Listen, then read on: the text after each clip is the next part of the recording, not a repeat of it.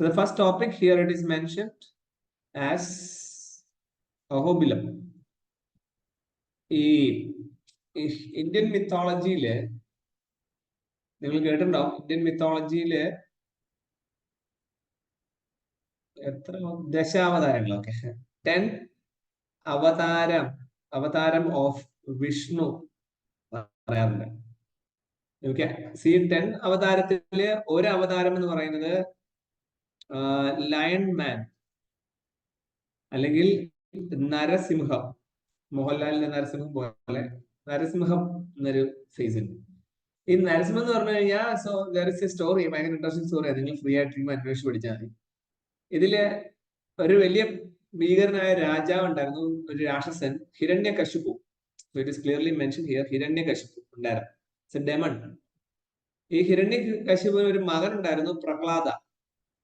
അപ്പൊ ഈ പ്രഹ്ലാദന് ഹിരണ്യകശിപു തമ്മിലൊരു കോൺട്രവേഴ്ഷ്യൽ അടിപിടി ഉണ്ട്. ഈ Prahladan it's a fan of Mahavishnu.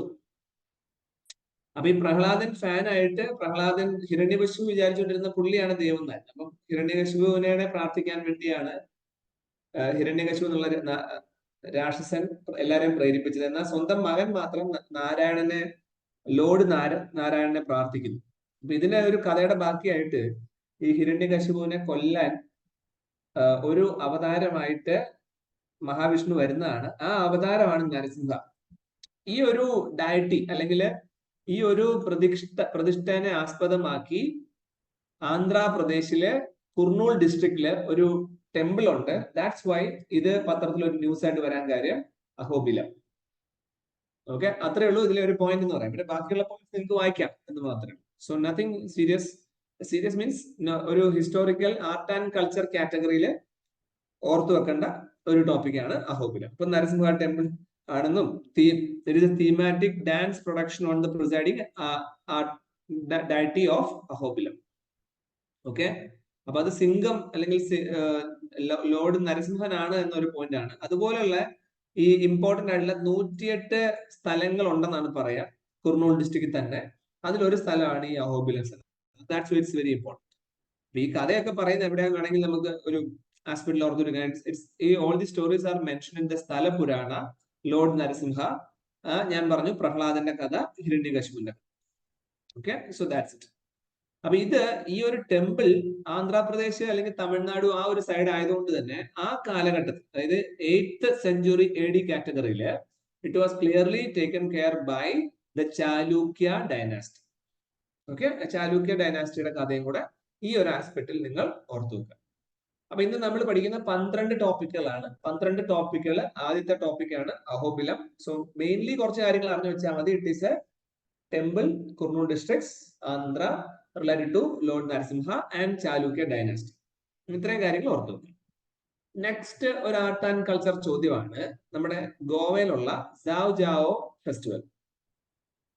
അത് കാത്തലിക് റോമൻ കത്തോലിക്കന്മാരുമായിട്ട് ബന്ധപ്പെട്ട് കിടക്കുന്ന ഒരു ഫെസ്റ്റിവലാണ് ഗോവയില്.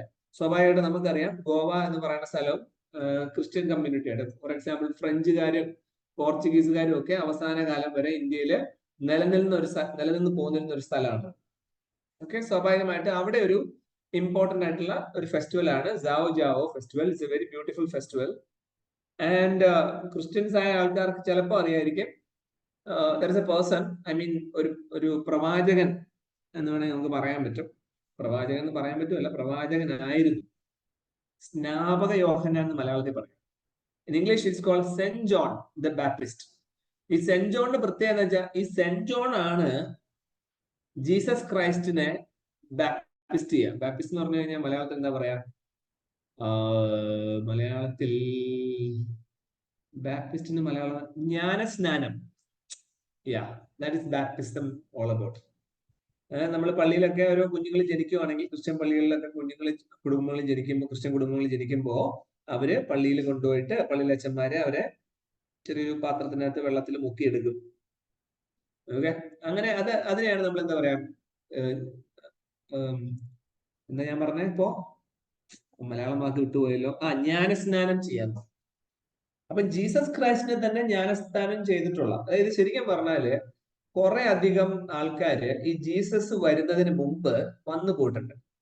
സോ അവരെയാണ് നമ്മൾ പ്രവാചകന്മാരെന്ന് പറയുന്നത്. ഈ പ്രവാചകൻ, അതായത് according to the Christian belief, ഈ പ്രവാചകന്മാരിൽ അവസാനം വന്ന ദ ലാസ്റ്റ് ചെയിൻ കണ്ണി എന്ന് വേണമെങ്കിൽ പറയാം, ദാറ്റ് ഈസ് സെന്റ് ജോൺ അല്ലെങ്കിൽ സ്നാപക യോഹന്നാൻ.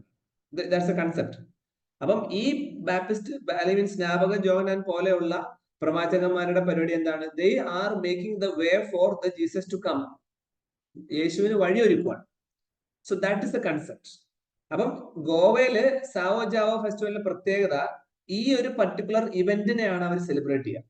John the Baptist because he had baptised Jesus Christ on the river Jordan. Jordan നദിയിലാണ് സ്നാപക യോഹന്നാൻ അല്ലെങ്കിൽ സെന്റ് ജോൺ എന്ന് പറയുന്ന നമ്മുടെ ആള് ജോൺ ദ ബാപ്റ്റിസ്റ്റ് ജീസസ് ക്രൈസ്റ്റിനെ ജ്ഞാനസ്നാനം ചെയ്യിപ്പിച്ചത്. സോ അതിന്റെ ഒരു ആഘോഷമായിട്ട് ഗോവയില് ചെറുപ്പക്കാര് ഈ ഒരു സെലിബ്രേഷൻ ചെയ്യും. അത് ഭയങ്കര രസമുള്ള പരിപാടിയാ. ഭയങ്കര ഓവർഫ്ലോ ചെയ്യുന്ന കിണറുകളൊക്കെ ഉണ്ടാവും. ആ കിണറിലേക്കൊക്കെ എടുത്തു ചാടി ആഘോഷിക്കുകയാണ് അവർ. ഒരു തരം ഡെയർ ഡെവിൾ അറ്റംപ്റ്റ് ആണ്. ഓക്കെ, അങ്ങനെ വളരെ രസകരമായിട്ടുള്ള ഒരു ഫെസ്റ്റിവൽ ആണ് ഗോവയിലെ Sao Joao festival.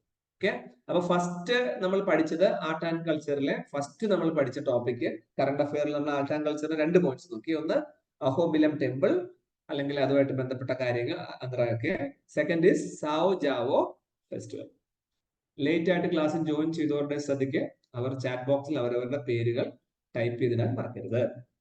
And the next important, okay, ഇതിലെ ബാക്കിയുള്ള ഹൈലൈറ്റ് ഇത് PDF അയക്കുമ്പോൾ അല്ലാത്ത പോയിന്റ്സ് ജസ്റ്റ് വായിച്ചു പോകണം കേട്ടോ, for your interest of understanding the matters.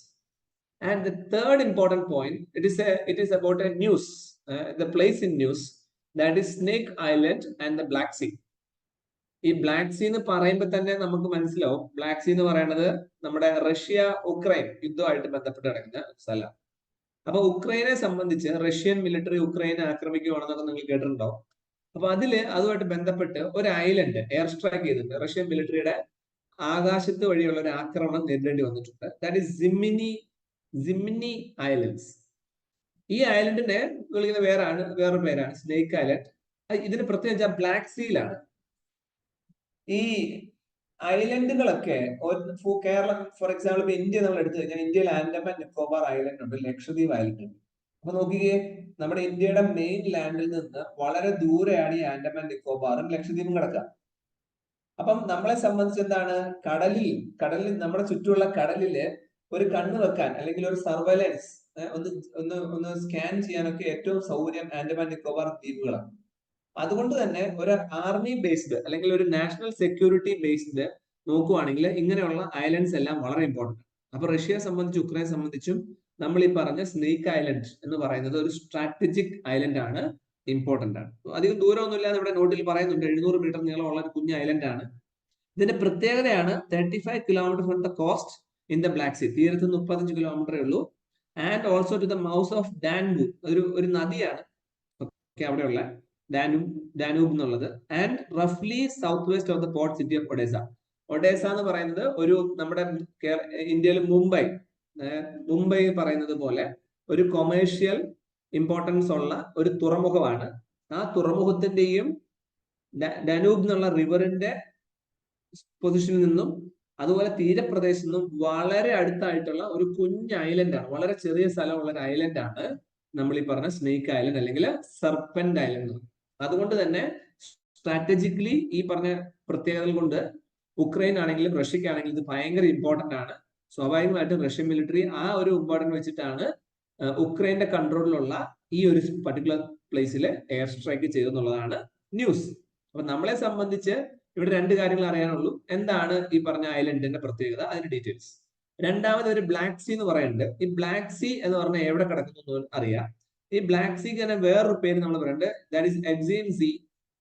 ഏറ്റവും വലിയ വാട്ടർ ബോഡിയാണ് ലോകത്തിൽ തന്നെ, ഒരു ഏറ്റവും വലിയ ഇൻലാൻഡ് സീ എന്ന് വേണമെങ്കിൽ നമുക്ക് ഇതിനെ പറയാൻ പറ്റും. ഇൻലാൻഡ് സീ എന്ന് പറഞ്ഞു കഴിഞ്ഞാൽ ഒരു കരയുടെ അകത്തായിട്ട് വട്ടത്തിൽ കിടക്കുന്ന വലിയൊരു തടാകം പോലത്തെ നദി, that is Black Sea main ആയിട്ട് പറഞ്ഞത്. അപ്പൊ ഈ ബ്ലാക്ക് സീ കണക്ട് ചെയ്യുന്ന 2 സ്ഥലങ്ങളുണ്ട്. ഒന്ന് സീ ഓഫ് അസോവ് എന്നൊരു സ്ഥലവും ബ്ലാക്ക് സീ തമ്മിൽ ഇടയ്ക്ക് ഒരു ചെറിയ മൺതിട്ട പോലെ ഒരു തുരുത്തുണ്ട്, that is strait of Kerch. അപ്പൊ വേണമെങ്കിൽ എക്സാമിന് ചോദിക്കാം, strait of Kerch is associate with which sea? അപ്പൊ അത് ബ്ലാക്ക് സീ എന്ന് പറയാം, അല്ലെങ്കിൽ സീ ഓഫ് അസോവ് എന്ന് പറയാം. ഓക്കെ, അപ്പൊ ഇത്രയും പോയിന്റ്സ് ഓർത്ത് വെച്ചാൽ മതി, വലിയ ഇമ്പോർട്ടന്റ് അല്ല, ഇന്റർനാഷണൽ ന്യൂസ് ആണ്. സോ സ്നേക്ക് ഐലൻഡ് എന്താണെന്ന് നമ്മൾ നോക്കി, ഗോവയിലെ സാവോ ജാവോ ഫെസ്റ്റിവൽ എന്താണെന്ന് നോക്കി, ആൻഡ് ആൾസോ നമ്മൾ അഹോബിലം എന്ന ഫെസ്റ്റിവലിനെ കുറിച്ച് നമ്മൾ, ബാക്കിയുള്ള ന്യൂസ് നിങ്ങൾ വായിച്ചാൽ മതി. ദെൻ ഒരു മിനിറ്റ്, ഒരു കാര്യം കൂടെ വിട്ടാൽ പോയി. ഇതില് നമ്മൾ ഈ റഷ്യയുടെ കേസ് പറഞ്ഞപ്പോൾ ഇവിടെ നാറ്റോ എന്നൊരു വാക്ക് ഞാൻ ഉപയോഗിച്ചു. നിങ്ങൾ നോക്കിയാൽ മനസ്സിലാവും. ഞാൻ ആ സെന്റൻസ് വായിക്കാം. എന്താ എഴുതിയേക്കണെന്ന് വെച്ചാൽ, not only is the Black Sea an entry point to Russia into the Mediterranean Sea and a buffer between NATO and itself. അതായത് ഈ നാറ്റോ എന്ന് പറഞ്ഞു കഴിഞ്ഞാല് അതിന്റെ ഫുൾ ഫോം എന്താ? ഒരു മിനിറ്റ് ഞാൻ എഴുതാം. നാറ്റോ എന്ന് പറഞ്ഞാൽ എന്താ? North Atlantic Treaty organisation. That is NATO. ഈ നാറ്റോയുടെ ഒരു പ്രത്യേകതയുണ്ട്. സെക്കൻഡ് വേൾഡ് വാറിന് ശേഷം ഫോം ചെയ്തതാണ്. അപ്പൊ ഇവര് നോർത്ത് അറ്റ്ലാന്റിക്, നമ്മുടെ നോർത്ത് അറ്റ്ലാന്റിക് ഓഷ്യന്റെ മുകൾഭാഗത്തിലുള്ള ഏകദേശം 30 യൂറോപ്യൻ കൺട്രീസിന്റെ കൂടെ 2 നോർത്ത് അമേരിക്കൻ കൺട്രീസ് കൂടെ ചേർന്ന് ടോട്ടലി 32 മെമ്പേഴ്സ് ഉള്ള ഒരു ഗ്രൂപ്പാണിത്. ഇവരെയാണ് നമ്മൾ നോർത്ത് അറ്റ്ലാന്റിക് ട്രീറ്റി ഓർഗനൈസേഷൻ എന്ന് പറയാം. അതപ്പോ പേര് തന്നെ ഉണ്ട്. ഇത് North Atlantic Treaty Second World വാറിന്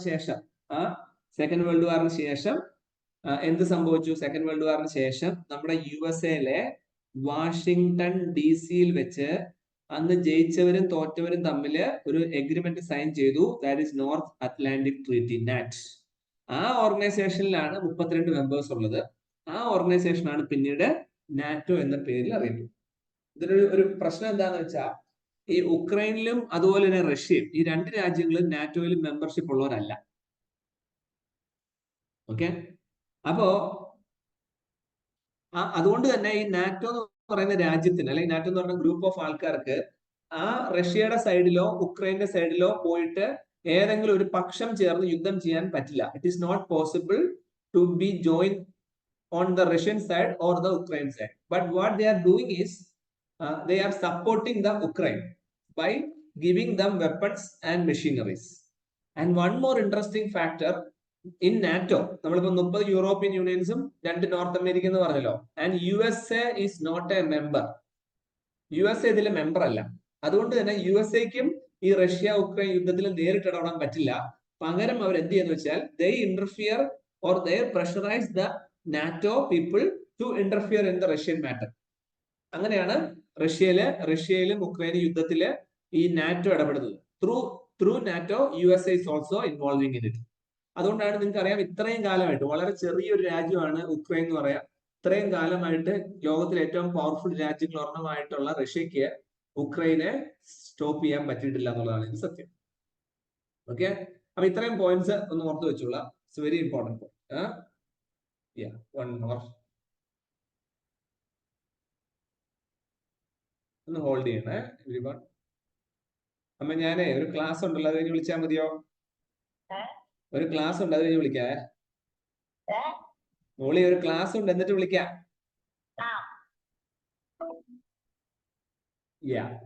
അപ്പൊ ഇതാണ് north Atlantic Treaty organisation. Okay, so I think it's clear for every one. ഞാൻ ക്ലിയർ ചെയ്യുവാണ്. ഇത്രയും മറന്നു പോകാൻ പാടില്ല. It's very very important. Okay, then next നമ്മൾ ഇതിൻ്റെ അകത്ത് പഠിക്കുന്ന മറ്റൊരു ഇമ്പോർട്ടന്റ് ന്യൂസ് ആണ് open network four digital commerce. അപ്പൊ ഓപ്പൺ എന്ന് പറഞ്ഞാൽ എന്താ? തുറന്ന് ഇരിക്കുന്നത് നെറ്റ്വർക്ക്, ഇപ്പൊ എല്ലായിടത്തോട്ടും കണക്ട് ചെയ്ത് കിടക്കുന്നു. ഫോർ ഡിജിറ്റൽ കോമേഴ്സ് എന്ന് പറഞ്ഞു കഴിഞ്ഞാൽ, കൊമേഴ്സ് എന്ന് പറഞ്ഞാൽ നമുക്കറിയാം, നമ്മൾ സാധനം കൊടുക്കുക വാങ്ങുക, അതാണ് ഉദ്ദേശിക്കുന്നത് കൊമേഴ്സ്. അപ്പൊ നമുക്കറിയാം, ഇന്ത്യയിൽ ഇപ്പൊ നോക്കിക്കഴിഞ്ഞാൽ നിങ്ങൾക്ക് അറിയാവുന്ന ഏറ്റവും വലിയ ഇ കൊമേഴ്സ് അല്ലെങ്കിൽ ഓൺലൈനായിട്ട് നിങ്ങൾ സാധനങ്ങൾ വാങ്ങിക്കുന്നത് ഒരു കമ്പനി ആമസോൺ എന്ന കമ്പനിയാണ്. രണ്ടാമത്തെ കമ്പനി വാൾമാർട്ട് എന്ന കമ്പനിയാണ്. അപ്പൊ ഒരു മിനിറ്റ്, എന്റെ സൗണ്ട് ബ്രേക്ക് ആയി. അഭിഷ ഓഡിബിൾ ആണോ? അപ്പൊ ഈ വാൾമാർട്ട് എന്നുള്ള കമ്പനിയും ആമസോൺ എന്നുള്ള കമ്പനിയും ഉണ്ട്. ഇപ്പൊ നിങ്ങൾക്ക് ഓൺലൈനിൽ കയറി നോക്കിയാൽ വാൾമാർട്ട് എന്നൊരു കമ്പനി കാണാൻ പറ്റില്ല. പക്ഷെ ഫ്ലിപ്കാർട്ട് എന്നൊരു കമ്പനി ഉണ്ട്. ഫ്ലിപ്കാർട്ട് എന്നുള്ള കമ്പനിനെ വാൾമാർട്ട് എന്നുള്ള കമ്പനി ഓൾറെഡി വാങ്ങിച്ചേക്കുവാണ്. So they already bought the company. അപ്പൊ ഇന്ത്യയിൽ ഇപ്പൊ ശരിക്കും പറഞ്ഞാൽ ഏറ്റവും വലിയ ജൈന്റ് ആയിട്ടുള്ളത് 2 അമേരിക്കൻ കമ്പനീസ് ആണ്. ആ രണ്ടിന്റെ headquarters that is there in USA. അപ്പൊ ശരിക്കും പറഞ്ഞാൽ ആലോചിച്ച് ഇ കൊമേഴ്സ് അല്ലെങ്കിൽ ഡിജിറ്റൽ ഇ കൊമേഴ്സ് സ്പേസില് ഇൻ ഇന്ത്യ നമുക്ക് നമ്മുടെ സ്വന്തമായിട്ടൊന്നുമില്ല. അപ്പൊ അതിനൊക്കെ ഒരു കൺട്രോൾ കൊണ്ടുവരാൻ വേണ്ടി ഗവൺമെന്റ് തന്നെ കൊണ്ടുവരുന്ന ഒരു നെറ്റ്വർക്ക്, ഒരു ഇ കൊമേഴ്സ് കൺസെപ്റ്റ് ആണ് ONDC. Full form open network four digital commerce. ഭയങ്കര ഇൻട്രസ്റ്റിംഗ് ആയ ഒരു സാധനമാണ്. ഒന്ന്, ഇപ്പൊ നമ്മൾ ഈ ONDC-യിലേക്ക് ലോഗിൻ ചെയ്ത് കയറിയാൽ അല്ലെങ്കിൽ അതിൽ പാസ്വേഡും ID അടിച്ച് കയറിയാൽ നിങ്ങൾക്ക് ആമസോണിൽ സൈറ്റിൽ നിന്ന് സാധനം വാങ്ങിക്കാൻ പറ്റും, ഫ്ലിപ്കാർട്ടിൽ നിന്ന് സാധനം വാങ്ങിക്കാൻ പറ്റും, അല്ലെങ്കിൽ ഏതൊക്കെ വെബ്സൈറ്റ് ഉണ്ടോ മിന്ത്രയിൽ നിന്നൊക്കെ നിങ്ങൾക്ക് സാധനം വാങ്ങിക്കാൻ പറ്റും. അപ്പൊ എല്ലാവരെയും കൂടെ ഒരിടത്ത് കൊണ്ടുവരിക, എന്നിട്ട് ഓപ്പൺ ആക്കി കൊടുക്കുക എന്നുള്ള ഉദ്ദേശിക്കുക. മാത്രമല്ല ഈ ONDC-യില് എനിക്കോ നിങ്ങൾക്കോ ഒരു സെല്ലറായിട്ട് ജോയിൻ ചെയ്യാം. ഉദാഹരണം പറഞ്ഞാൽ ഞാൻ അഭിഷേക് അച്ചാർ പൊടി എന്നും പറഞ്ഞൊരു പാക്കറ്റിൽ കുറെ അച്ചാർ ഉണ്ടാക്കിയിട്ട് ഈ ONDC-യുടെ വെബ്സൈറ്റിൽ പോയിട്ട് രജിസ്റ്റർ ചെയ്താൽ എനിക്ക് എന്റെ പ്രൊഡക്റ്റും അവിടെ സെയിൽ ചെയ്യാൻ പറ്റും. അതിപ്പോ ഓൾറെഡി നമുക്ക് ആമസോണിലൊക്കെ പറ്റും, എന്നാലും ഇന്ത്യ ഗവൺമെന്റിൽ പറ്റും. അപ്പം ഇന്ത്യ ഗവൺമെന്റ് തന്നെ ഇത് പ്രൊമോട്ട് ചെയ്യുമ്പോഴുള്ള ഗുണം എന്താ? ഇതിന് ചെലവ് കുറവായിരിക്കും. മനസ്സിലായോ? അപ്പം സാധാരണക്കാരായ കുഞ്ഞു ചോട്ട ബിസിനസ്സുകാർക്ക് ഇതുകൊണ്ട് ഭയങ്കര അധികം ലാഭം കിട്ടും. Because ONDC is a not for profit organization. Okay, what they are offering? They will offer a network to enable local digital commerce store across the industries to discovered and engaged by any network enabled application. അപ്പൊ ഇന്ത്യയിലുള്ള എല്ലാ ചെറുകിട വൻകിട ബിസിനസ്സുകാർക്കും, അച്ചാർ കമ്പനിക്കാർക്കും, bread കമ്പനിക്കാർക്കും, എന്ത് കമ്പനിക്കാരായിക്കോട്ടെ, they can register to the ONDC and they can do the business. Personally, if someone asks me, I personally feel ONDC is going to be a revolution in this country very soon. ഭയങ്കര വലിയ revolution വരാനുള്ള chance ഉണ്ട്. Because സാധാരണക്കാർക്ക് business ചെയ്യാം. നിങ്ങൾക്ക് ഓർമ്മയുണ്ടോ എന്ന് എനിക്ക് അറിയില്ല, പണ്ട് കൊറോണ വന്ന സമയത്തൊക്കെ ചില ആൾക്കാര് നിങ്ങളുടെ വാട്സാപ്പ് ഗ്രൂപ്പിലൂടെയൊക്കെ കേക്കിന്റെ ബിസിനസ് നടത്തുമായിരുന്നു. വീട്ടിലുണ്ട് ഹോംലി മെയ്ഡ് കേക്ക് വാങ്ങിക്കൂ, 350 രൂപയുള്ളൂ എന്നൊക്കെ പറഞ്ഞു. അതുപോലെ ഇപ്പൊ നിങ്ങൾ നോക്കിയാൽ മനസ്സിലാവും, ഇപ്പൊ ഇൻസ്റ്റാഗ്രാമിലും വാട്സാപ്പിലൊക്കെ നിങ്ങൾക്ക് ചെറിയ ചെറിയ പെൺകുട്ടികളൊക്കെ കമ്മല്, വള, അങ്ങനെയുള്ള കുഞ്ഞു ബിസിനസ്സുകൾ ചെയ്യുന്നത് ഞാൻ കണ്ടിട്ടുണ്ട്. അതുപോലെ ചെറിയ സാരി, ഷർട്ട്, രാജസ്ഥാൻ ബേസ്ഡ് എന്നൊക്കെ പറഞ്ഞ് ചെരുപ്പുകൾ എന്നൊക്കെ പറഞ്ഞ് ഇപ്പോഴും നമുക്ക് വാട്സാപ്പിലൂടെയും പേഴ്സണലി ബിസിനസ് ചെയ്യുന്ന ഗ്രൂപ്പ് ഉണ്ട്. ഇങ്ങനെയുള്ള ബിസിനസ്സുകാരെയും കൂടെ എങ്ങോട്ട് കൊണ്ടുവരാൻ പറ്റും? ONDC-യിൽ കൊണ്ടുവരാം. ബിക്കോസ് അതിന് വലിയ ചെലവ് വരുന്നില്ല, നോട്ട് ഫോർ പ്രോഫിറ്റ്. ഓക്കെ, അപ്പൊ ഇതാണ് ഒരു ഇമ്പോർട്ടന്റ്. അടുത്തൊരു ഇമ്പോർട്ടന്റ് പോയിന്റ് ഇവിടെ എഴുതിയിട്ടുണ്ട്, ഞാൻ സെറ്റ് ചെയ്ത് നോക്കണം. Currently, a buyer need to go to Amazon to buy a products from the seller on Amazon. ആമസോണിൽ പോയിട്ട് ആമസോണിലുള്ള ഒരാളുടെ സാധനം മേടിക്കാൻ പറ്റും. എന്നാൽ under ONDC, a buyer registered on one participating e-commerce site, ഉദാഹരണം പറഞ്ഞാൽ Amazon, may purchase goods from seller on another participating e-commerce site. കണ്ടോ, ഫ്ലിപ്കാർട്ടിൽ നിന്ന് വാങ്ങിക്കാം. ഇങ്ങനെ ഒരു കൺസെപ്റ്റ് ഉണ്ട്. നല്ല രസമുള്ള ഒരു കൺസെപ്റ്റ് ആണ് ഇത്. എവിടുന്നാണ് ഇവർക്ക് ഈ കൺസെപ്റ്റ്, ഈ ഒരു ബിസിനസ് ഐഡിയ ഗവൺമെന്റ് വരുന്നതെന്ന് വെച്ചാൽ, കണ്ടോ, this ONDC model is trying to replicate the success of the unified payment interface in the field of digital payment എന്ന് എഴുതിയിട്ടുണ്ട്. അപ്പൊ എന്താണ് യൂണിഫൈഡ് പേയ്മെന്റ് ഇന്റർഫേസ് നോക്കാം. Okay, that is UPI, unified payment interface. ഈ ഒരു ടെക്നോളജി ആരാ develop ചെയ്യാൻ ചോദിച്ചാൽ, that is national payment corporation of India, NPCI, national payment corporation of India. അവര് എന്ത് തുടങ്ങി? യൂണിഫൈഡ് പേയ്മെന്റ് ഇന്റർഫേസ് എന്നൊരു സംഭവം തുടങ്ങി. ഓക്കെ, ആ യൂണിഫൈഡ് പേയ്മെന്റ് ഇന്റർഫേസിന്റെ ഉദ്ദേശം വേറെ ഒന്നുമല്ല. ഓക്കെ, ഇത് ഇങ്ങനെ ഒരു സോഫ്റ്റ്വെയർ പോലത്തെ ഒരു സാധനം നോക്കിയോണേ. അപ്പൊ ഇവിടെ സെൻഡ് ഒരു ബോക്സ്, റിസീവ് ഒരു ബോക്സ്, പിന്നെ എന്താ ഉള്ളത്? സബ്മിറ്റ് എന്നൊരു ബട്ടൺ. അപ്പൊ എന്താ വെച്ചാ, ഇപ്പൊ നിങ്ങൾക്ക് സ്റ്റേറ്റ് ബാങ്ക് ഓഫ് ഒരു ബാങ്ക് അക്കൗണ്ടിൽ നിന്ന് പൈസ സെൻഡ് ചെയ്യാനും പറ്റും, വേറൊരാള് അയക്കുന്ന പൈസ റിസീവ് ചെയ്യാനും പറ്റും. ഈ 2 ഫംഗ്ഷനാണ് മെയിൻ ആയിട്ടുള്ളത്. അപ്പം ഏത് ബാങ്കിൽ നിന്നും ആർക്ക് വേണമെങ്കിലും പൈസ അയക്കാനും ഇങ്ങോട്ട് വാങ്ങിക്കാനും ഉള്ള ഒരു സംഭവം, ഒരു ഇന്റർഫേസ്, ഒരു സാധനം ഇവരുണ്ടാക്കി വെച്ചു. എന്നിട്ട് ഈ ഉണ്ടാക്കി വെച്ച സാധനം ഫോർ റെന്റ് എന്ന് ബോർഡ് വെച്ചു വിചാരിക്കുക. അതായത് ആർക്ക് വേണമെങ്കിലും വാടക എടുക്കാം. പക്ഷെ ഇതിന്റെ ടെക്നോളജി മുഴുവൻ ആരുടെ കയ്യിലാണ്? ഈ ടെക്നോളജി മുഴുവൻ NBC എന്നുള്ള കമ്പനിയുടെ കയ്യിലാണ്. ആ ടെക്നോളജി അവർ കൊടുക്കൂല, പക്ഷെ ഈ ടെക്നോളജി ആർക്ക് വേണമെങ്കിലും വാടകയ്ക്ക് വാങ്ങിക്കാം. അപ്പൊ എന്ത് ചെയ്യാ? അപ്പൊ ഒരാൾ വന്നു, ഫോർ എക്സാമ്പിൾ ഒരാൾ വന്നിട്ട് ഗൂഗിൾ എന്നൊരു കമ്പനി വന്നു, എന്നിട്ട് ഇത് വാടകയ്ക്ക് എടുത്തു. എന്നിട്ട് ഗൂഗിൾ എന്ത് ചെയ്തു? ഇവരുടെ ഈ സാധനം കൊണ്ടുപോയിട്ട് അതിന്റെ മുകളില് ഗൂഗിൾ പേ എന്നെഴുതിയിട്ട് ഇതേ ബട്ടണൊക്കെ വെച്ചു. അപ്പം കാണുമ്പോ ഗൂഗിൾ പേ ആണെന്ന് തോന്നുന്നുണ്ടെങ്കിലും അതിന്റെ ഉള്ളിൽ കയറി നോക്കിയാൽ എന്താണ്? ഈ NPCI ഉണ്ടാക്കി വെച്ചിട്ടുള്ള ഈ സാധനമാണ്. ഇതിന്റെ മുകളിൽ പെയിന്റ് അടിച്ച് അത് ഗൂഗിളിന്റെ സ്വന്തമാണ് എന്ന് ആക്കി തീർക്കുന്നേ ഉള്ളൂ. ശരിക്കും ഈ ടെക്നോളജി റെന്റിന് എടുത്തേക്കും. അപ്പൊ ഇത് ഗൂഗിളിന് മാത്രമാണോ റെന്റിന് വാങ്ങിക്കാൻ പറ്റുക? അല്ല. ഇത് ആര് വാങ്ങിച്ചിട്ടുണ്ട്? ഇത് Paytm എന്ന കമ്പനി മേടിച്ചിട്ടുണ്ട് വാടകയ്ക്ക് എടുക്കുന്നത്. അവരും എന്ത് ചെയ്തു?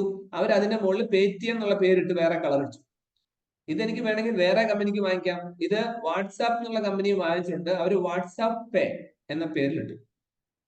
ഇതേ technology state Bank of India എന്ന ബാങ്ക് വാങ്ങിച്ചു വെച്ചിട്ടുണ്ട്.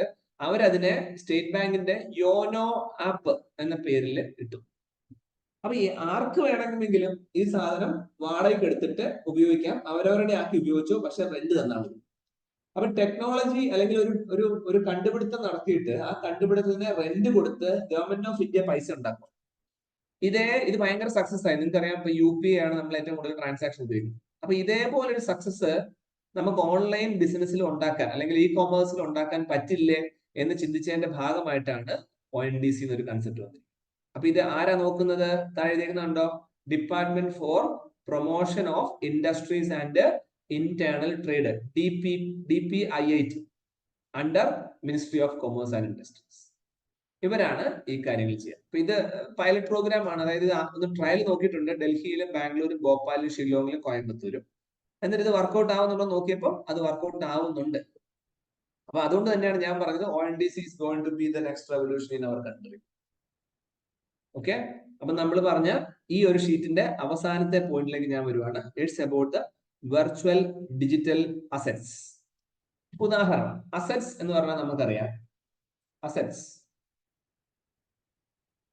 ഓക്കെ, എനിക്ക് 10 ഏക്കർ ലാൻഡ് ഉണ്ട്. It's an asset. എനിക്ക് 2 ഷോപ്പിംഗ് മാൾ ഉണ്ട്. It's an asset. അപ്പൊ ഈ ലാൻഡിൽ നിന്ന് കിട്ടുന്ന എമൗണ്ടിന് ഞാൻ എന്ത് കൊടുക്കണം? ടാക്സ് കൊടുക്കണം. ഈ ഷോപ്പിംഗ് മാളിൽ നിന്ന് കിട്ടുന്ന റെന്റിന് ഞാൻ എന്ത് കൊടുക്കണം? ടാക്സ് കൊടുക്കണം. Because these are my income and I have to pay income tax.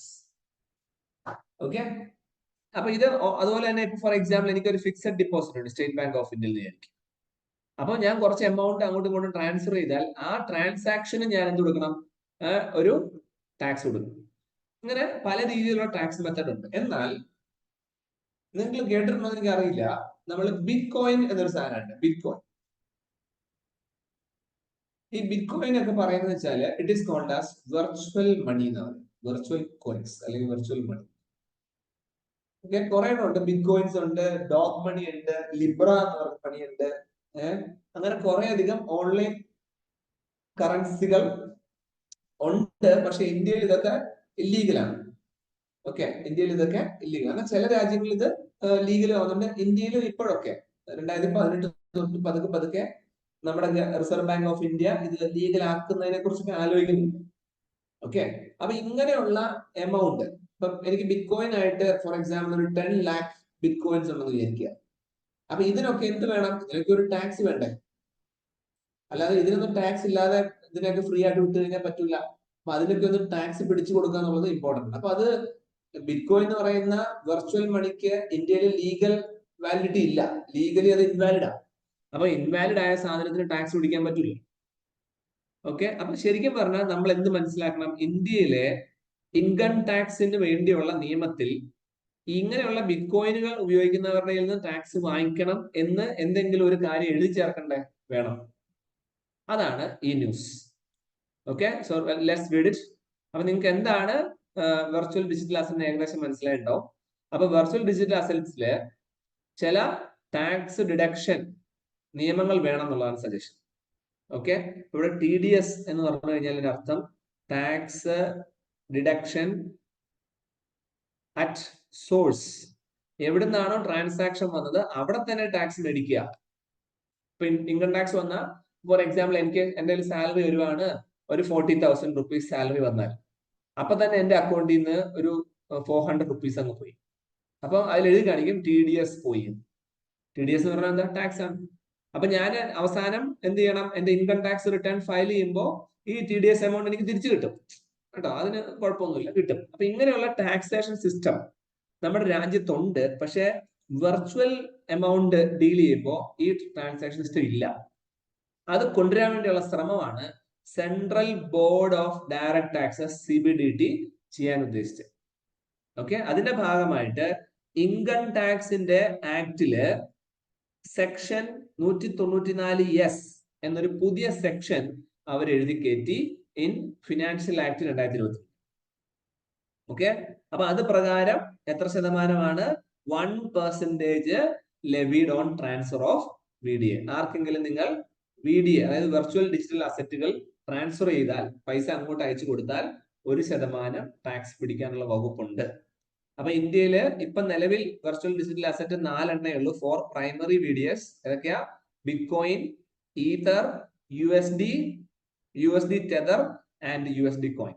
അമേരിക്കയുടെയാണ് രണ്ടും, US ഡോളേഴ്സിന്റെ ടെതറും US ഡോളേഴ്സിന്റെ കോയിൻ. പിന്നെ ഈതറും ബിറ്റ്കോയിൻ. ഇത് ഈ ഒരു കാറ്റഗറിക്ക് മാത്രമേ എന്തുള്ളൂ?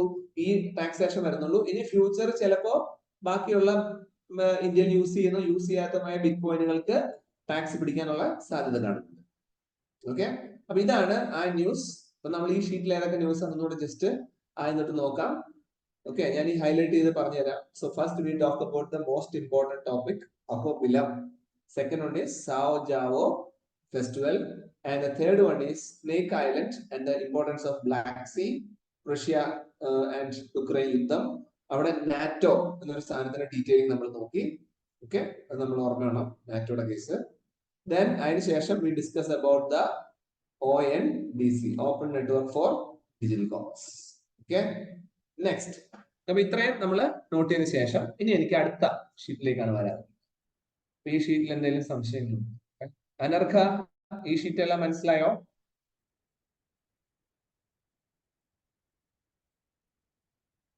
മനസ്സിലായി. അലീന? സർ മനസ്സിലായി. അഞ്ജലി?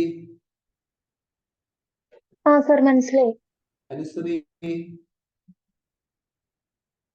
സർ മനസ്സിലായി. ആർഷ, അഹോബിലം ടെമ്പിള് ഏത് സംസ്ഥാനത്താ ഉള്ളത്? സർ ഞാൻ തുടക്കത്തിൽ കയറിയിട്ടുണ്ടായിരുന്നില്ല, കുറച്ച് ലേറ്റ് ആയിരുന്നു. ലേറ്റ് ആയിട്ട് ചോദ്യം ചോദിക്കാം. ഫ്ലിപ്കാർട്ട് കമ്പനി ആരുടെയാ? അതുപോലെ ഒരു കാർട്ട് എന്ന പേരുള്ള ഒരു കമ്പനിയുടെ അല്ലേ? ഫ്ലിപ്കാർട്ടോ? അല്ല, ഏത് കമ്പനിയുടെ? W വെച്ച് തുടങ്ങിയിട്ട് കാർട്ടിൽ അവസാനിക്കുന്ന ഒരു കമ്പനി, ഓർമ്മയില്ല. ആ സ്ക്രീനിൽ ഏറ്റവും മുകളിൽ കാണാൻ പറ്റുന്നുണ്ടോ? Amazon and Lello. വാൾമാർട്ട്. കാർട്ടല്ല. ഒരു ഡെൽ എന്ന് പറഞ്ഞ ഒരാളിരിപ്പുണ്ട്. ആരാ ഡെല്ല്? ഒന്ന് അൺമ്യൂട്ട് ചെയ്യാമോ? ഹലോ, പേരെന്താണോ? ടിന. ആരാ? ടിന. ജിന? TINA. ഓക്കെ, പിന്നെ good. Yes yes.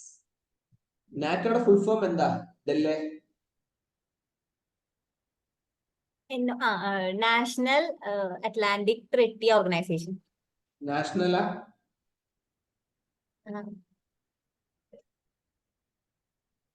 North Atlantic Treaty Organisation. National അല്ല. Good. So now we move to the next PDF. Okay, so let's move on. Yes. Aleena and of screen വന്നോ? രണ്ടാമത്തെ PDF ഒന്ന് വായിക്കാമോ? Heading വന്നു കാണുന്നുണ്ട്. വായിക്കൂ. Tree pruning അല്ല, രണ്ടാമത്തെ heading VLSRSAM missile system. Okay, ഈ വലിയ ന്യൂസ് ഒന്നുമല്ല. ട്രീ പ്രൂണിംഗ് എന്ന് പറഞ്ഞു കഴിഞ്ഞാല് നമ്മൾ മരത്തിന്റെ ഒന്ന് വൃത്തിയാക്കി വെക്കുക, പഴയ മരങ്ങളെ ഒഴിവാക്കുക എന്നൊക്കെയുള്ളു. അപ്പോൾ നിങ്ങൾക്ക് അറിയാം ഡൽഹി ഡൽഹി എന്ന് പറഞ്ഞ ഒരു ക്യാപിറ്റൽ സിറ്റിയാണ്. സ്വാഭാവികമായിട്ടും അവിടെ തിരക്കുകൾ കൂടുതലാണ്. നല്ല കാറ്റും മഴയൊക്കെ അടിച്ചാൽ ജാമ്പവാന്റെ കാലത്ത് നിൽക്കുന്ന മരങ്ങളൊക്കെ ഒടിഞ്ഞു വീണ് എങ്ങനെ മരം വീണാലും രണ്ടുപേര് ചത്തുപോകും. കാരണം വെച്ചാൽ അത്രയും പോപ്പുലേഷനും ഉണ്ട്, അത്രയും തിരക്കും. അപ്പൊ അങ്ങനെയുള്ള സ്ഥലങ്ങളിൽ മരങ്ങൾ വെട്ടി ഒഴിവാക്കുക എന്നുള്ളതും അല്ലെങ്കിൽ വൃത്തിയാക്കി വെക്കുക എന്നുള്ളതും ഇമ്പോർട്ടന്റ് ആണ്. ഓക്കെ, അപ്പൊ ഈ ട്രീ പ്രൂണിംഗ് എന്ന് പറഞ്ഞു കഴിഞ്ഞാൽ വേറൊന്നുമില്ല, it is A common maintenance procedure, ഒരു പ്രൊസീജിയറാണ്. അപ്പൊ നല്ല മരങ്ങളെ നന്നായിട്ട് വൃത്തിയായിട്ട് നന്നായിട്ട് വളമൊക്കെ വെച്ച് സെറ്റ് ചെയ്യുന്ന ഒരു പരിപാടിയാണ്. അപ്പൊ സിറ്റികളിലൊക്കെ അങ്ങനെ ചെയ്യാറുണ്ട്, അല്ലാതെ മരം അടിയെ വെട്ടാറില്ല.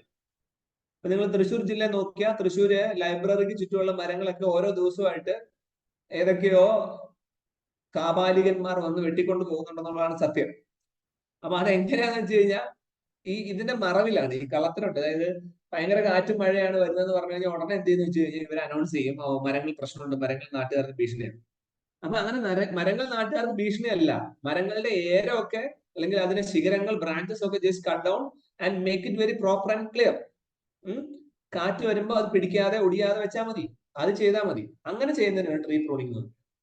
So there is A news, that means there is A drive, ഒരു മിഷൻ ഉണ്ടായിരുന്നു New Delhi municipal corporation, old cannot place, ഡൽഹിയിലെ വളരെ ഫേമസ് ആയ ഒരു ടൗൺഷിപ്പാണ് കനോട്ട് എന്ന് പറയാം. അവിടുത്തെ മരങ്ങളെല്ലാം വെട്ടി ക്ലിയർ ചെയ്തു ഉള്ളതാണ് ന്യൂസ്.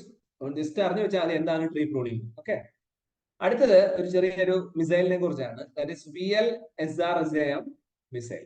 ഫുൾ ഫോം എന്താ? വെർട്ടിക്കൽ ലോഞ്ച്, അതാണ് VL. പിന്നെ കുറച്ച് ദൂരം short range surface to air, ഗ്രൗണ്ടിൽ നിന്ന് എയറിലേക്ക് തൊടുത്തു വിടുന്ന അല്ലെങ്കിൽ ഫയർ ചെയ്ത് വിടുന്ന മിസൈലാണ്. അപ്പൊ സ്വാഭാവികമായിട്ട് സർഫസ് എന്ന് പറയുമ്പോൾ ഷിപ്പിൽ നിന്നായിരിക്കും ഉണ്ടാവുക. അപ്പൊ ഇത് ട്രയൽ നമ്മൾ നോക്കിയത് എന്താ? നമ്മുടെ ഒരു ഷിപ്പിൽ നിന്ന് ഇന്ത്യയിലെ ശ്രദ്ധിക്കണേ, ഇന്ത്യയിലെ ഒട്ടുമിക്ക മിസൈലുകളും ടെസ്റ്റ് ചെയ്യുന്ന സ്ഥലമാണ് ഈ കോസ്റ്റ് ഓഫ് ഒറീസ നിങ്ങൾ നോക്കിയാൽ, പഴയ ഒറീസ ഇപ്പോഴത്തെ പേര് ഒഡീഷ എന്നാണ്. പണ്ട് നിങ്ങൾ ഒറീസ എന്ന് പറഞ്ഞു. ഒറീസ എന്നൊരു സംസ്ഥാനം ഇപ്പൊ ഇല്ല, ഇപ്പം we call it as Odisha. അപ്പൊ ഈ ഒഡീഷയില് ഒരു ചെറിയ ഐലൻഡ് ഉണ്ട്, അതായത് ചണ്ഡിപൂർ ഐലൻഡ്. ഈ ചണ്ഡിപൂർ ഐലൻഡിന്റെ ഇപ്പത്തെ പേര് APJ അബ്ദുൽ കലാമിന്റെ പേര് കൊടുത്തിട്ടുണ്ട്. അദ്ദേഹമാണല്ലോ ഇന്ത്യയുടെ മിസൈൽ മാൻ എന്ന് പറയുമ്പോൾ എല്ലാ മിസൈലുകളെയും ടെസ്റ്റ് ചെയ്യുന്ന ഒരു സ്ഥലമാണത്. അപ്പൊ VLSRSAM എന്നുള്ള നമ്മളിപ്പോ പറഞ്ഞ റോക്കറ്റും അല്ലെങ്കിൽ മിസൈലും അവിടെയാണ് ടെസ്റ്റ് ചെയ്യുന്നത്. അപ്പൊ ഇത് ഷിപ്പിൽ നിന്ന് ഷിപ്പ് എന്നുള്ള സർഫസിൽ നിന്ന് ആകാശത്തേക്ക് തൊടുത്തു വിടുന്നത് കൊണ്ട് ഷിപ്പ് ബോൺ വെപ്പൺ സിസ്റ്റം നമ്മൾ ഇതിനെ വിളിക്കുന്നു മാത്രം. അപ്പൊ ഷിപ്പിനായതുകൊണ്ട് തന്നെ ഇത് ഇന്ത്യൻ നേവിക്ക് കൊടുത്തു എന്നുള്ള കാര്യവും ബാക്കി ഡീറ്റെയിൽസും ഒക്കെ നിങ്ങൾ ജസ്റ്റ് വായിച്ചു നോക്കുക. അപ്പൊ ഫസ്റ്റ് ന്യൂസ് ഇവിടെ എന്താ ഉള്ളത്? ട്രീ പ്രൂണിംഗ് ആണ്. Second news is VLSRSAM. And the third one invasive plants. Inversion എന്ന വാക്കിന്റെ അർത്ഥം എന്താ? ഇൻവേർഷൻ എന്ന് പറഞ്ഞു കഴിഞ്ഞാൽ ആരോടാ ചോദിക്കാം? മേരി, ഇൻവേർഷൻ എന്നുള്ള വാക്കിന്റെ അർത്ഥം എന്താ? ഇൻവേഴ്സീവ് അല്ലെ ഇൻവേഴ്സ്? അറിയില്ല. അതായത് നമ്മൾ മറ്റേ വേറെ രാജ്യത്തിലുള്ള ആൾക്കാർ നമ്മളെ ഇൻവേർഡ് ചെയ്യുന്ന പറയില്ലേ, അതിന്റെ അർത്ഥം എന്താ?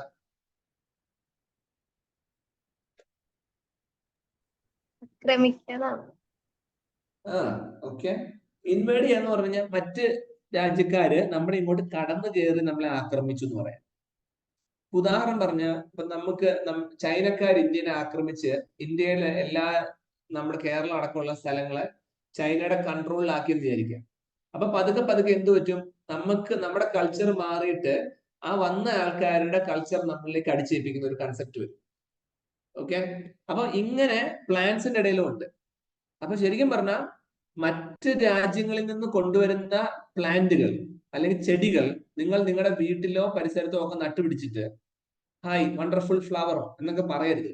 കാരണം അങ്ങനെ വരുന്ന ചെടികളും അവരെല്ലാം എന്താണ്? ഏലിയൻസ് ആണ്. ഏലിയൻസ് എന്ന് പറഞ്ഞു കഴിഞ്ഞാൽ നമ്മുടെ ക്ലൈമറ്റിനോ നമ്മുടെ ചുറ്റുവട്ടത്തുള്ള ജീവികൾക്കോ ആ ചെടികളെ പരിചയം ഉണ്ടാവില്ല. ഓക്കെ, അപ്പൊ ഇപ്പോഴത്തെ വലിയൊരു പ്രശ്നമാണ്, കേരളത്തിൽ അടക്കമുള്ള പ്രശ്നമാണ്. ആവശ്യമില്ലാതെ ഇങ്ങനെ ഓരോ ചെടികളെ കൊണ്ടുവന്നിട്ട് കാനഡയിൽ നിന്ന് കൊണ്ടുവന്നതാണ്, ആഫ്രിക്കയിൽ നിന്ന് കൊണ്ടുവന്ന, അന്റാർട്ടിക്കയിൽ നിന്ന് കൊണ്ടുവന്നാന്ന് പറഞ്ഞ് നമ്മുടെ ഇവിടെ നടും. ഈ നട്ട് കഴിഞ്ഞാലുള്ള പ്രശ്നം, ആ ചെടികൾ ഇവിടെ പെരുകും. ഇവിടെ ഓൾറെഡി ഉള്ള നമുക്ക് വേണ്ട ചെടികൾ അല്ലെങ്കിൽ നമ്മുടെ ജീവിതമായിട്ട് വളരെ ഇഴകി ചേർന്ന് വർഷങ്ങളായുള്ള ചെടികൾ ഈ വരവോടുകൂടി നശിച്ചു. ഓക്കെ, അപ്പൊ ഞാനിത് പറയുമ്പോൾ നിങ്ങൾക്ക് തോന്നുന്നു ഒരു ചെടി എന്ത് വരുത്താനാണ്? അല്ല, ഇപ്പൊ നിങ്ങൾക്കറിയാം, ചില മറ്റു രാജ്യങ്ങളിൽ നിന്ന് ചില ചെടികൾ നിങ്ങളുടെ വീടിനടുത്തോ വീടിന്റെ അകത്തോ പുറത്തോ ഒക്കെ നട്ടു കഴിഞ്ഞാൽ ചിലപ്പോൾ ഫ്യൂച്ചറിൽ നിങ്ങൾക്ക് ആസ്മയോ എന്തെങ്കിലും ശ്വാസമുട്ടലോ ഒക്കെ വരും. കാരണം ഇതിൽ നിന്നൊക്കെ ഉണ്ടാവുന്ന ഓരോരോ പൊടികൾ, ഓരോരോ കെമിക്കൽ റിയാക്ഷൻസ് നമ്മുടെ ബോഡിക്ക്, ഇവിടെ ജനിച്ചു വളർന്ന നിങ്ങളുടെ ബോഡിക്ക് ചിലപ്പോൾ മാച്ച് ആയിരിക്കില്ല. അപ്പൊ ഇങ്ങനെ ഒരു സംഭവം ഇന്ത്യയിൽ ഉണ്ടായി. ഓക്കെ, അപ്പൊ wildlife institute in India has not a permission for a pilot project to check the expansion of invasive plant threatening the rhino habitat. ഇതാണ് ന്യൂസ്. അപ്പൊ വൈൽഡ് ലൈഫ് ഇൻസ്റ്റിറ്റ്യൂട്ട് ഇങ്ങനെ പുറത്തുനിന്ന് വന്ന ചെടികളെ കുറിച്ച് പഠിക്കാൻ വേണ്ടി ഒരു പ്രൊജക്ട് തുടങ്ങി. ആ പ്രൊജക്ടിന്റെ ഉദ്ദേശം എന്താണ്? ഇങ്ങനെ വന്ന ചില ചെടികൾ നമ്മുടെ ഇന്ത്യയിലെ റൈനോസിന് അവരുടെ ജീവന് ഭീഷണിയാവുന്നുണ്ട്.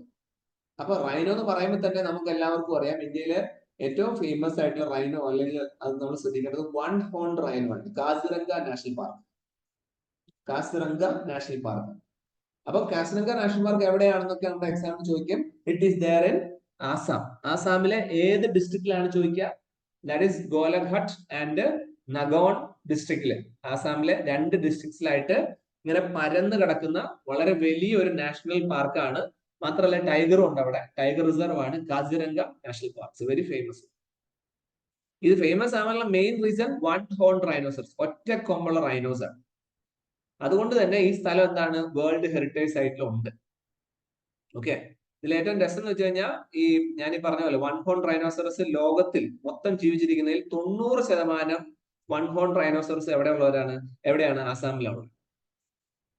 ഓക്കെ, അപ്പൊ തന്നെ നിങ്ങൾക്ക് മനസ്സിലായിണ്ടോ ആസാം ഈ വൺ ഹോൺ റൈനോസറസ് എത്ര important, greater one horn rhinoceros. Okay, അപ്പം ഇങ്ങനെ ചില ചെടികൾ കാസിരംഗയിൽ വന്നപ്പോ ശരിക്കും സർക്കാർ നോക്കിയപ്പോ എന്താ? എൻക്രോച്ച്മെന്റ് കുറച്ചു. അതായത് ആൾക്കാർ കടന്നു കയറുന്ന കുറച്ചു, പുല്ല് തിറ്റുന്ന കുറച്ചു, വെള്ളപ്പൊക്കം വന്ന് മരിച്ചു പോകുന്ന വെള്ളപ്പൊക്കം കൺട്രോൾ ചെയ്യാൻ ശ്രമിച്ചു. ഇങ്ങനെയൊക്കെ ചെയ്തിട്ടും ഇവിടെയുള്ള സിംഹങ്ങൾക്കും അതുപോലെ തന്നെ റൈനോസിന്റെ എണ്ണത്തിൽ കുറവ് വരിക. അപ്പൊ അവര് ഒരു കാര്യം, this is the first time that species have been identified with threat estimation. കണ്ടോ? അപ്പൊ ഇങ്ങനെ ചില ചെടികൾ വന്നതുകൊണ്ട് ആ ചെടികൾ തിന്ന് റൈനോസറസ് ചത്തു പോകുന്നുണ്ട് എന്ന് ഒരു കണ്ടുപിടുത്തം അല്ലെങ്കിൽ ഒരു റിസർച്ച് ചെയ്യാൻ ഗവൺമെന്റ് ഓഫ് ഇന്ത്യ തീരുമാനിച്ചു എന്നുള്ളതാണ് ഇത് ന്യൂസിൽ വരാനുള്ള മെയിൻ റീസൺ. അപ്പൊ നമുക്ക് ഇതുമായിട്ട് ബന്ധപ്പെട്ട് എന്താ ഓർത്തു വെക്കാനുള്ളത്? കാസിരംഗ നാഷണൽ പാർക്കും അത് എവിടെയാണെന്നുള്ളതും അതുപോലെ തന്നെ വൺ ഹോൺ റൈനോസറസിന്റെ പ്രത്യേകതയും അത് എത്ര പെർസെന്റേജ് ഇന്ത്യയിൽ ഉണ്ടെന്നുള്ളതൊക്കെ ഓർത്തു വെച്ചു. ഓക്കെ, പിന്നെയുള്ള ഡീറ്റെയിൽസ് താഴെ എഴുതിയിട്ടുണ്ട്. അപ്പോൾ ഇതില് നമ്മളൊരു കാര്യം കൂടെ കഴിഞ്ഞ ക്ലാസ് ഞാൻ പറഞ്ഞതാണ്. ഈ കാസിരംഗ നാഷണൽ പാർക്കിന് മറ്റൊരു പ്രത്യേകത, കാസിരംഗ നാഷണൽ പാർക്കിലുള്ള വൺ ഹോൺ റൈനോസറസ് മറ്റൊരു പ്രത്യേകതയുണ്ട്. എന്താണ്? ഇത് IUCN-ന്റെ റെഡ് ലിസ്റ്റില് ഉള്ളതാണ്. വൾണറബിൾ ആണ്, അതായത് ഇത് ഇല്ലാതായി പോവാ. നിങ്ങൾക്ക് അറിയാം 2600 ആകെയുള്ളൂ ഭൂമിയിൽ. മാത്രല്ല ഇത് സൈറ്റ്സ് എന്ന് പറഞ്ഞാല് എഴുതാട്ടോ, സൈറ്റ്സ്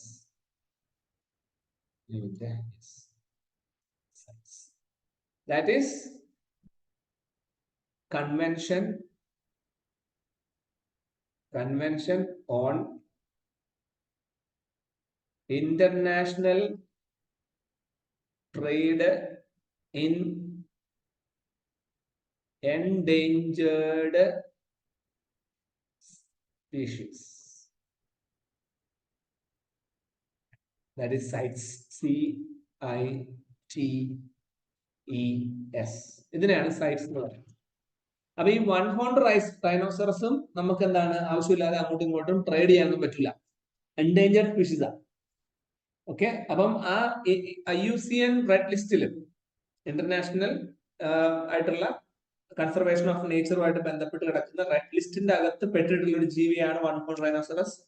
സൈറ്റ്സ് എന്നുള്ള ആ ഒരു കൺവെൻഷന്റെ അകത്ത് അപ്പൻഡിക്സ് 1-ന്റെ അകത്ത് പെട്ടിട്ടുള്ള ജീവിയാണ് വൺ ഹോൺ റൈനോസറസ്.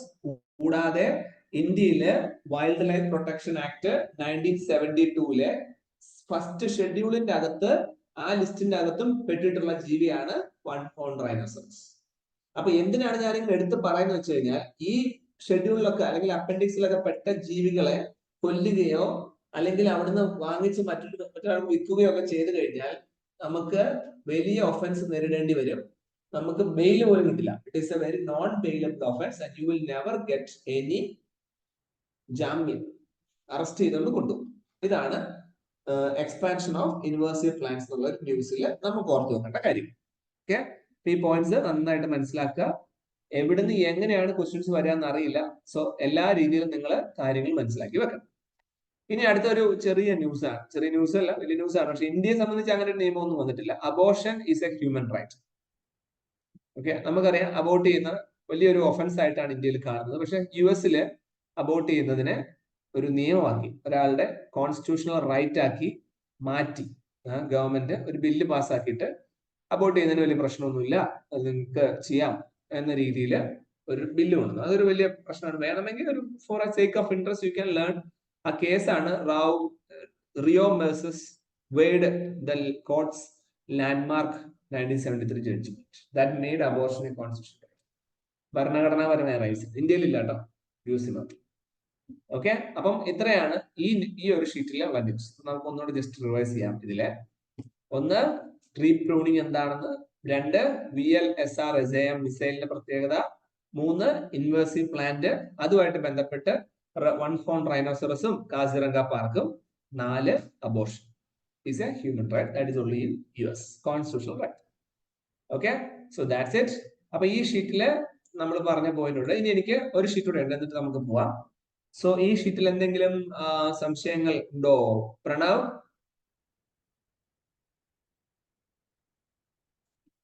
പ്രണവേ, എന്തെങ്കിലും സംശയം? എന്താണ്? എനിക്ക് എന്തെങ്കിലും സംശയം ഉണ്ടോ? മനസ്സിലായോ? മനസ്സിലായി. Very good. സനീഷ്, മനസ്സിലായോടാ? സൗമ്യ? Very good. വൈഷ്ണവി?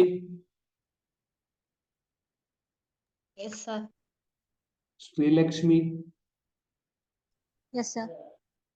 ശ്രീലക്ഷ്മി, ഇപ്പൊ ഞാൻ അടുത്തൊരു ഷീറ്റ് കാണിച്ച കാണാൻ പറ്റുന്നുണ്ടോ നോക്കണേ. 1 മിനിറ്റ്, ഒരു മിനിറ്റ്. യെസ്, ഒരു മിനിറ്റ് ശ്രീലക്ഷ്മി. ഓക്കെ, ശ്രീലക്ഷ്മി അതിന്റെ ഹെഡിങ് ഒന്ന് വായിക്കാമോ first? G7. Okay, good. So listen everyone, നമുക്ക് മൂന്നാമത്തെ ഷീറ്റിലേക്ക് പോവാം. അക്കോർഡിംഗ് നമ്പർ നോക്കിയാൽ I am dealing with the current affair 15 sheet. നിങ്ങൾക്ക് കിട്ടിയ ബിഗ് നോട്ട്സിൽ 15ാമത്തെ ഷീറ്റാണ് ഇന്ന് ഡിസ്കഷൻ പോകുന്നത് കേട്ടോ. സോ G7, G എന്നുള്ള വാക്കിന്റെ അർത്ഥം ഗ്രൂപ്പ്. അപ്പം ഗ്രൂപ്പ് 7, അപ്പൊ 7 പേരുള്ള ഗ്രൂപ്പ്, ഇത്രേ ഉള്ളൂ. അപ്പം 7 രാജ്യങ്ങൾ ചേർന്ന് $600 ബില്യൺ US ഫണ്ട് ലക്ഷ്യം, മീൻസ് അത്രയും പൈസ മുടക്കി ഗ്ലോബൽ ഇൻഫ്രാസ്ട്രക്ചർ പ്രോഗ്രാം തുടങ്ങുന്നു എന്നുള്ളതാണ് ന്യൂസ്. ഓക്കെ, അപ്പൊ എന്തിനാണ് അങ്ങനെ ചെയ്യുന്നത് വെച്ചാൽ, ഗ്ലോബൽ ഇൻഫ്രാസ്ട്രക്ചർ എന്ന് പറയുമ്പോൾ നിങ്ങൾ ആലോചിക്കണം റോഡ്, ബിൽഡിങ് അല്ലെ, അങ്ങനെയുള്ള സാധനം ഉദ്ദേശിക്കുന്നത്. അത് എന്തിനാ അങ്ങനെ ചെയ്യണമെന്ന് വെച്ചാൽ, ചൈന എന്ന രാജ്യം belt and road initiative BRI എന്നൊരു പരിപാടി പ്ലാൻ ചെയ്തിട്ടുണ്ട്. ഓക്കെ, അതായത് പുവർ രാജ്യങ്ങളിൽ, ദാരിദ്ര്യമുള്ള രാജ്യങ്ങളിലേക്ക് റോഡ് വലിയ വലിയ ഹൈവേകൾ ഉണ്ടാക്കുക. എവിടെ നിന്നുണ്ടാക്കുക? ചൈനയിൽ നിന്ന് ഉണ്ടാക്കുക. അപ്പൊ വലിയ റോഡ് ഉണ്ടാക്കിയിട്ട് ആ റോഡ് വഴി ചൈനയിൽ ഉൽപ്പാദിപ്പിക്കുന്ന products, those productions or those factories are producing that much goods and materials in China. Through this Belt and Road Initiative program, the China will sell all those things to the nearby poor countries and make money out of it. അപ്പൊ അങ്ങനെ ഒരു plan BRI network അല്ലെങ്കിൽ BRI initiative ചൈനയ്ക്കുണ്ട്. For competing that particular project by the China, G7 countries അല്ലെങ്കിൽ the 7 group of countries are planning to make their own infrastructure by spending $600 billion. ഇതായിരുന്നു plan. അപ്പൊ ഇതിൽ ഏതൊക്കെയാണ് ഗ്രൂപ്പ് 7? അതിന്റെ details. അപ്പൊ ഇതിൽ G7 UK വരും, കാനഡ വരും, ഫ്രാൻസ് വരും, ജർമ്മനി വരും, ഇറ്റലി വരും, ജപ്പാൻ വരും, US വരും. അപ്പൊ എല്ലാവരും റിച്ച് ആണെന്ന് നിങ്ങൾക്ക് അറിയാം. ഈ G7 എന്നാ തുടങ്ങിയത്? 1975. അപ്പൊ എക്കണോമിക്കലി ബിസിനസ് ഉണ്ടാക്കാൻ വേണ്ടി. ഈ all the G7 country and India are part of G20. ഈ G7 കൺട്രിയിലെ ഇന്ത്യ മെമ്പർ അല്ല. എന്നാൽ വേറൊരു ഗ്രൂപ്പ് ഉണ്ട് G20 എന്ന് പറഞ്ഞ്. ആ G20 ഗ്രൂപ്പില് ഇന്ത്യ മെമ്പറാണ്. ആ G20-ക്കകത്തെ 7 പേര് G7-ന്റെ അകത്ത് 7 പേര്. അപ്പം 7-ഉം ഇന്ത്യ 8-ഉം ചേർത്ത് പിന്നെ ബാക്കി ഒരു 12 പേരൂടെ വരും G20-ക്കകത്ത്. നിങ്ങൾ പത്രത്തിലൊക്കെ കേട്ടിട്ടുണ്ടാവും G20-യുടെ സബ്മിറ്റ് കഴിഞ്ഞ കഴിഞ്ഞ വർഷം നടന്ന ഇന്ത്യയിലാണ്. അതൊരു വലിയ വാർത്തയായിരുന്നു. കാരണം ഇന്ത്യയില് അതും ജമ്മു കാശ്മീരിലാണ് ആ മീറ്റിംഗ് നടന്നത്. അപ്പൊ ജമ്മു കാശ്മീർ ഇന്ത്യയുടെ ഭാഗമല്ല എന്ന് പറയുന്ന ഈ ലോകത്തിലുള്ള എല്ലാ രാജ്യക്കാരെയും അല്ലെങ്കിൽ വലിയ പവർഫുൾ രാജ്യക്കാരെയും അതേ ജമ്മു കാശ്മീർ കൊണ്ടുവന്നിട്ട് നമ്മൾ G20 സബ്മിറ്റ് നടത്തി എന്നുള്ളതാണ് അതിന്റെ ഹൈലൈറ്റ്. അപ്പൊ G7 കൺട്രീസിൽ ഉള്ള എല്ലാവരും അപ്പൊ അംഗീകരിച്ചു ജമ്മു കാശ്മീർ ഇന്ത്യയുടെ ഭാഗമാണെന്നുള്ളത്. അതാണ് അതിന്റെ ഒരു പൊളിറ്റിക്കൽ സൈഡ്. അപ്പൊ ഇതാണ് G7 ആൻഡ് റിലേറ്റഡ് ന്യൂസ്. ഇവിടെ BRI നെറ്റ്വർക്ക് ഞാൻ പറഞ്ഞതും ഓർമ്മ. ഇനി അടുത്ത ഇമ്പോർട്ടന്റ് ന്യൂസ് ആണ് performance grading index for district, PGID 2019-20-ലാണ്.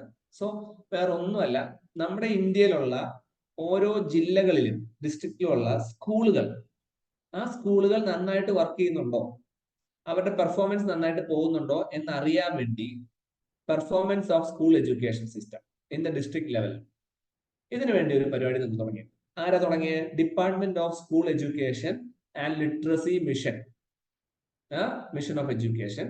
അവരാണ് ഈ ഇൻഡെക്സ് എന്ന് പറഞ്ഞാൽ മലയാളത്തിൽ പറഞ്ഞ സൂചിക, ഒരു ലിസ്റ്റാണ്. Okay, so they are launching this. Okay, അപ്പൊ ഈ ഒരു സംഭവത്തില് 83 ഇൻഡിക്കേറ്റേഴ്സ്, അതായത് 6 കാറ്റഗറിയിലായിട്ട് 83 കാര്യങ്ങൾ, ഇൻഡിക്കേറ്റർ എന്ന് പറഞ്ഞു കഴിഞ്ഞാൽ അതിന് മാർക്ക് ഇടാനുള്ള സൂചികകളാണ്. അപ്പം 83 ഇൻഡിക്കേറ്റേഴ്സ് സാറ്റിസ്ഫൈഡ് ആവുകയാണെങ്കിൽ ഫുൾ മാർക്ക് കിട്ടും. അതിൽ 3 എണ്ണം കുറഞ്ഞ 80 മാർക്ക് കിട്ടിയുള്ളെങ്കിൽ അങ്ങനെ കാറ്റഗറി തിരിച്ചിട്ട് നമ്മൾ ഓരോ സ്കൂളുകളെയും ഓരോ റേഞ്ചിൽ വെച്ചിട്ടുണ്ട്, ഓരോ ജില്ലകളെ. അപ്പൊ ഞാനത് കാണിച്ചു തരാം. ഫസ്റ്റ് വൺ നമ്മൾ പറയുന്നത് കാറ്റഗറിയിലെ ആ പറഞ്ഞ കുറെ എണ്ണത്തില് ഒന്ന് result, outcomes, effective classroom, infrastructure, സ്റ്റുഡന്റിന്റെ എൻടൈറ്റിൽമെന്റ്, സ്കൂളിന്റെ സേഫ്റ്റി, അങ്ങനെ കുറെ കാര്യങ്ങൾ നോക്കിയിട്ടാണ് നമ്മൾ മാർക്ക് ഇടുന്നത്. ഓക്കെ, അപ്പൊ അങ്ങനെ മാർക്ക് ഇടുമ്പോ 10 ഗ്രേഡിലാണ് സ്കൂളുകൾക്ക് നമ്മൾ മാർക്ക് കൊടുക്കുക. അതിൽ ഏറ്റവും നല്ല ഗ്രേഡാണ് ദക്ഷ്. ഓക്കെ, അതായത് ഈ സ്കോറിംഗിൽ 90% മാർക്ക് പോയിന്റ്സ് വാങ്ങിക്കുന്നവരെ നമ്മൾ ദക്ഷ് ജില്ലകൾ അല്ലെങ്കിൽ ദക്ഷ് ജില്ലാ സ്കൂളുകൾ എന്ന് വിളിക്കും.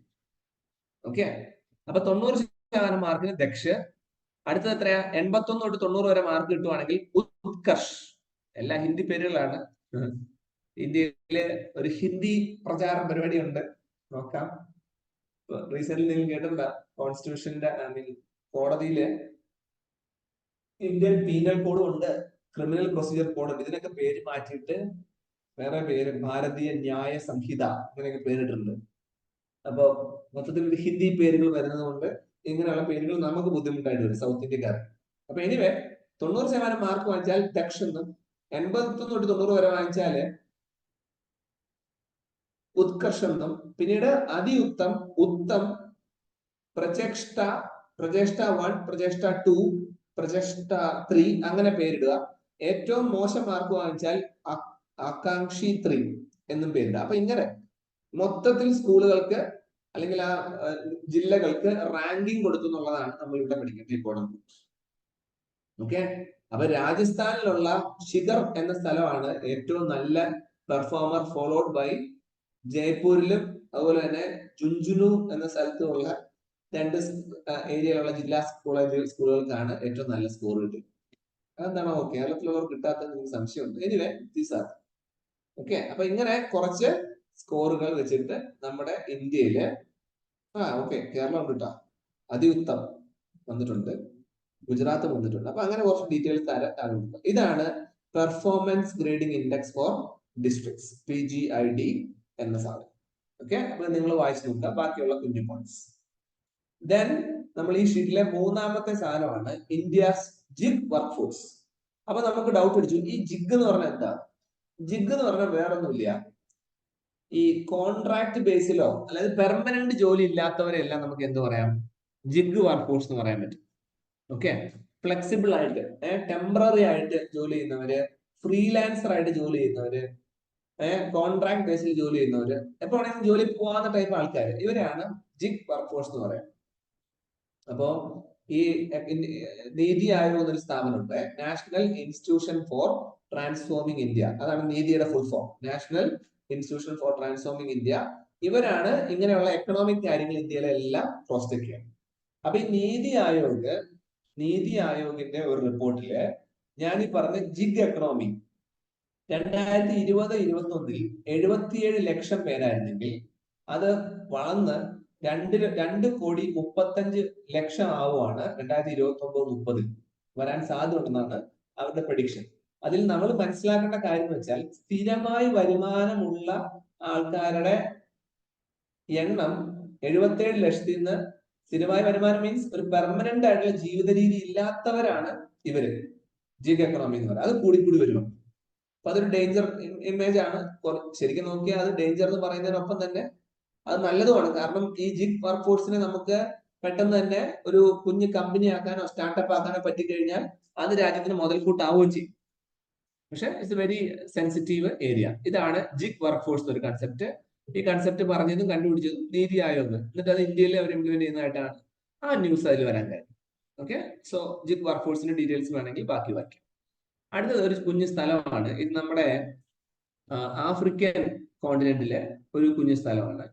ആഫ്രിക്കൻ കോണ്ടിനെന്റിൽ നൈജീരിയയുടെ ഒക്കെ ചേർന്ന്, നൈജീരിയ അല്ലെങ്കിൽ നമ്മുടെ സെൻട്രൽ ആഫ്രിക്ക, കോങ്കോ, ഇങ്ങനെ കുറച്ച് ആഫ്രിക്കൻ സ്ഥലത്ത് ഒരു ഗ്രാമത്തിൽ കുറച്ച് സെപ്പറേറ്റിസ്റ്റ്, അതായത് തീവ്രവാദികളെ പോലെ കുറച്ച് ഗ്രൂപ്പ് ഓഫ് ആൾക്കാര് കുറച്ച് പേരെ കൊന്നു എന്നുള്ളതാണ് ന്യൂസ്. ആ ഗ്രാമത്തിന്റെ പേരാണ് ഒരു ഇന്റർനാഷണൽ ന്യൂസ് മാത്രം.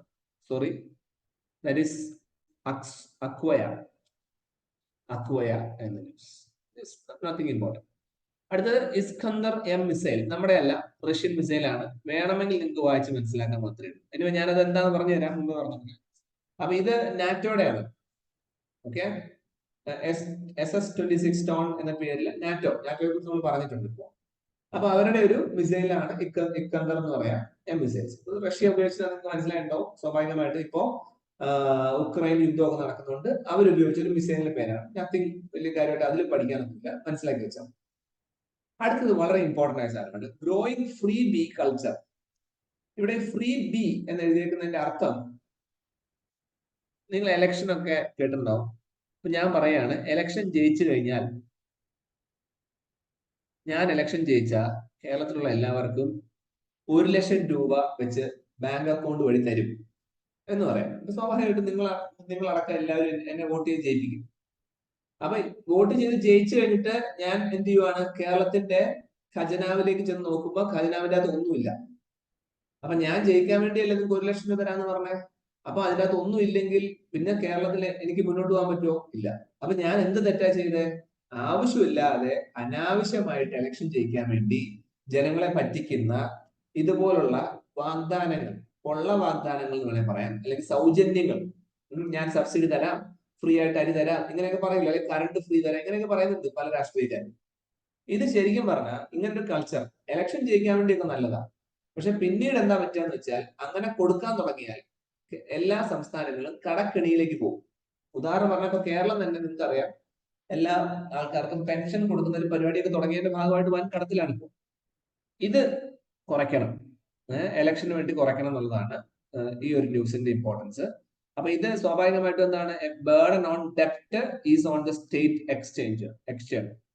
അപ്പൊ ശരിക്കും പറഞ്ഞാൽ ഓരോ സ്റ്റേറ്റുകൾക്കും കടം കയറി മുടിയും എന്നുള്ളതാണ് ഇതിനുകൊണ്ട് ഞാൻ ഉദ്ദേശിച്ചത്. ഓക്കെ, ആ പോയിന്റ് ഓർക്കുക. അപ്പൊ ഇത് എല്ലാ സംസ്ഥാനങ്ങളും ഇങ്ങനെ കൊടുക്കുന്നുണ്ട് ശരിക്കും പറഞ്ഞാൽ, ഇലക്ഷൻ ജയിക്കാൻ വേണ്ടി ചെയ്യും. പക്ഷെ ഇതിനെ കൺട്രോൾ ചെയ്യാൻ വേണ്ടി ഗവൺമെന്റ് ഓഫ് ഇന്ത്യ ഒരു ബില്ല് കൊണ്ടുവന്നുണ്ട്. അതാണ് ഇമ്പോർട്ടന്റ്. സോ ഞാനത് അടുത്ത ഷീറ്റില്ല. ആ ബില്ലിന്റെ പറഞ്ഞ പേരാണ് FRBM ആക്ട്.